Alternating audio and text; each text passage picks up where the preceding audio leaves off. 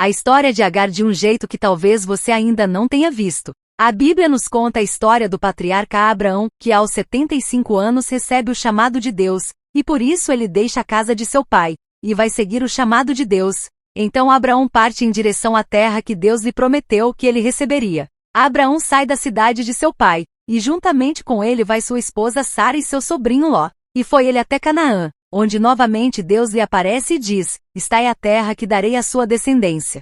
E fez Abraão ali um altar e adorou o Senhor. Então ele partiu dali, e foi até a cidade de Betel. Mas havendo muita fome naquela terra, Abraão decide partir dali em direção ao Egito, mas temendo que vissem a sua esposa que era muito bela, os egípcios viessem e o matassem para poder ficar com ela, pediu para que ela falasse para todos que eles eram irmãos. E logo que os príncipes do Egito viram Sara, correram ao faraó e contaram da sua beleza. Então faraó chama ela à sua presença, e deseja tornar ela sua esposa. Para isso faraó dá ovelhas, vacas, jumentos, servos e servas para Abraão. Porém Deus feriu o Egito com uma grande praga, e faraó, então chama Abraão e pergunta por que ele fez isso com eles, pois por causa da mentira dele, um grande mal Deus causou sobre o Egito todo.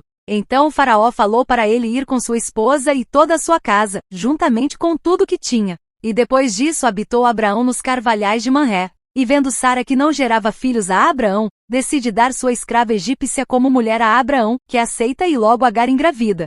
Porém ao engravidar de Abraão o coração de Agar se enche de orgulho, ao ponto de desprezar sua senhora. E disse Sara a Abraão, e ele responde a ela: "A escrava é sua, faz com ela o que você quiser."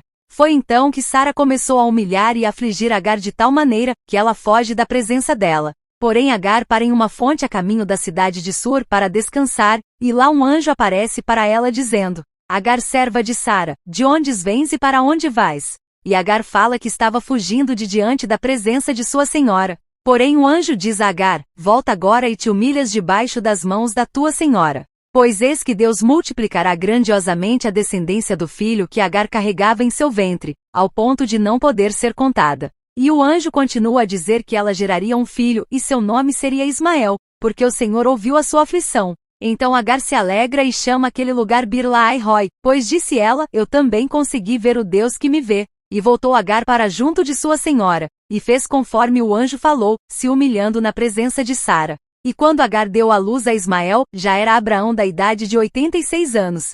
Porém ao passar de 3 anos, o Senhor novamente vem falar com Abraão, e diz que no prazo de uma gestação ele voltaria ali, e nesta época Sara já haveria gerado um filho. Porém Sara ao escutar isso riu, pois pensou como pode isso acontecer sendo ela já velha, como iria dar de mamar. Porém Deus vendo que ela riu, pergunta a Abraão: "Por que riu Sara?" Dizendo: "Darei eu à luz sendo já velha. Haveria coisa alguma difícil ao Senhor? Ao tempo determinado tornarei-te no tempo da vida, e Sara terá um filho." Porém Sara nega que havia rido, então Deus a repreendeu dizendo: "Não fales isso, porque você riu." E como Deus havia prometido, nasce Isaque, filho de Abraão com Sara. E o tempo passa, e quando Isaque foi desmamado, Sara decide fazer uma festa, porém Ismael vendo aquilo começa a zombar deles. E vendo Sara aquilo se irrita e vai até Abraão e diz: "Expulsa esta serva e o filho dela daqui, pois ele não herdará o que foi prometido ao meu filho." Só que estas palavras pareciam muito mal aos olhos de Abraão, pois Ismael também era seu filho. Porém Deus fala para ele: "Não te pareças mal o que Sara diz, mas dá ouvido a ela, pois de seu filho será a sua descendência. Mas porém do filho da serva também farei uma grande nação, pois ele também é da sua descendência." Então se levantou Abraão pela manhã de madrugada, e tomou somente pão e um odre de água e os deu a Agar, os pondo sobre seu ombro. Também lhe deu o menino e a despediu. E ela partiu, andando errante no deserto de Berseba. Porém quando a água acabou, e não vendo mais uma saída, Agar deixa o seu filho debaixo de uma árvore, e se afasta para não ver o seu filho morrer, e fazendo isso, começou ela a gritar e chorar muito. E ouvindo Deus a voz do menino, fez com que seu anjo brandasse a Agar desde os céus, e disse-lhe: "O que você tens, Agar? Não temas, porque Deus ouviu a voz do seu filho desde o lugar onde está. Agora vai, ergue-te, e também levanta o menino e pega ele pela mão, porque dele farei uma grande nação." Então Deus abriu os seus olhos, e ela viu um poço de água, e foi encher o odre de água, e deu de beber ao filho.